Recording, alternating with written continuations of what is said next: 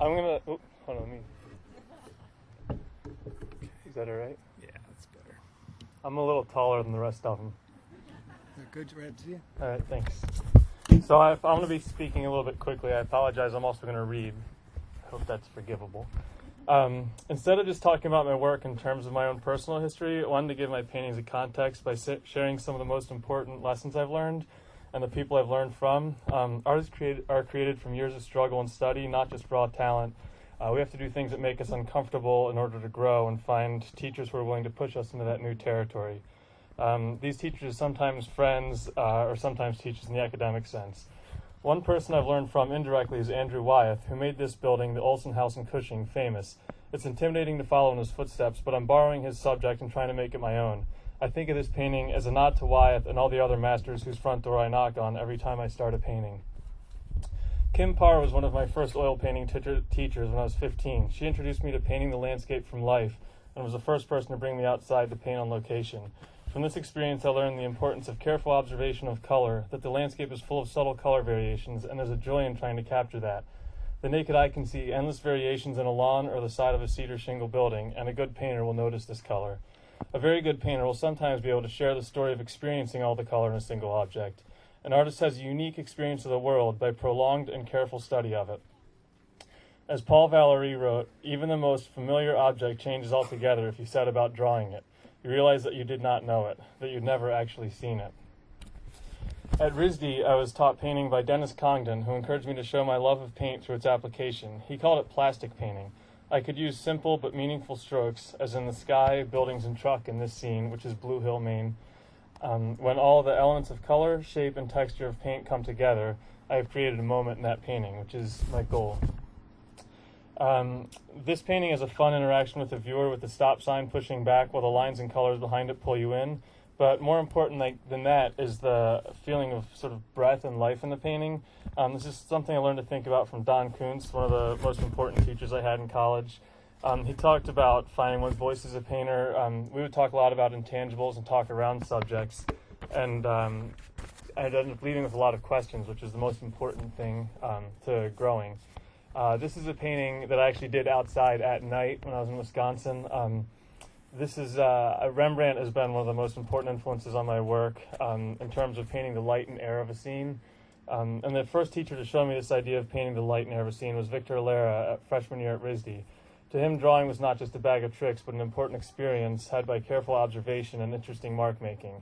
I wanted to be absorbed into my subject and paint what I see and feel. I want to look for the roundness of a form, the light and atmosphere of a scene like this one, which is from looking west from Cadillac Mountain, and try to say more than is possible. This spring I took a class with Stuart Shills, which really messed up my paintings for a while, but I came home with lots of ideas that I needed to internalize, and that I'm still processing, but that struggle has helped my work a lot. To improve, an artist has to take risks and make bad paintings and figure out how to grow through that experience. He got me to think more about design and organizing the canvas. I didn't paint these flowers because they're pretty or sentimental. This was an opportunity to play with color, shapes, and visual relationships. As Stuart Shills says, landscape and scenery are two different animals. Landscape has to do with deep, resonant power, and scenery is about pretty places. Scenery is nice on the eyes. Some of us go out to connect with the landscape resonance, which basically means mood, feeling, and abstract strength, not with pretty picture material. And these birches are right outside the front door of my house where I live now, and this is a scene I keep coming back to. I feel like this landscape, besides being personal, has a lot of resonance to me, and I think it's going to be a subject for a lot of paintings in the future. These Camden storefronts, I go outside and paint in places like Camden, which is seen here, and travel around until a moment of beauty grabs my attention and demands to be painted.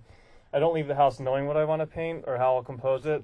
I want my work to be more of a document of sort of my unexpected reaction to the world I experience. I want my paintings to be a visual journal of my life, either a familiar and intimate object or a chance to get to know a place better through careful observation. The idea of sharing my wonder of the world comes partly from a friend, Jessica Stamen, who was mentioned earlier.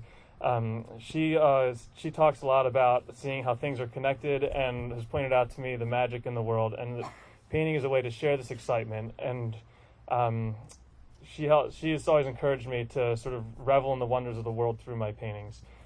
This is the mail trucks in Camden, and the importance of this painting to me, I learned from Andrew Wyeth to look very closely at the sort of simple tonal relationships of just dark and light. And this one also, I've been learning to simplify my compositions into very basic dark and light shapes, but then have a lot of complexity around that and subtle colors and mood.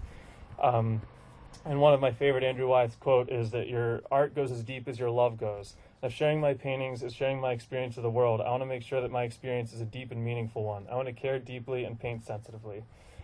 For my friendship with Connie Hayes, I've learned to trust in my excitement for whatever scene grabs my attention, whether it's putting my own twist on a painting of a lighthouse or trying to portray the strange beauty of a truck and a bunch of bait barrels. This is the Rockland waterfront. There's sort of a very particular beauty to some of the more real working waterfronts around here, like these boats. And this is also in Rockland. I'm trying to see something ordinary from a different perspective and paint my perception of it. And there's this sort of idea of perceptual painting that I've been reading a lot about online and hearing about from some friends, that one of the proponents of that sort of school of thought says that great perceptual painting is not only painting from observation, but also involves the use of memory, invention, and inspiration from other art. Perceptual painting is not just recording appearance, but painting life from a particular vantage point that's filtered through the painter's vision and experience. Painting is nature seen through a temperament. A year ago this weekend, I was married to a wonderful woman. Tomorrow is her birthday, and the day after is our anniversary. We're expecting our first baby 5 weeks from now. I've learned a lot from marriage, and she's also an artist and photographer and has taught me a lot about my paintings and challenging my ideas and encouraging me to grow as an artist every day. Every day she brings a fresh, challenging, and constructive view to my creative process. Catherine Kehoe wrote in her statement that her work is about the way she looks and the way she sees. I think that's really the simplest way to describe painting perceptually, honestly, and sincerely, which is all I can hope to do. Through painting a place, I share the moments of beauty that I find in the space around me, and painting's how I share the poetry of experience. Thank you.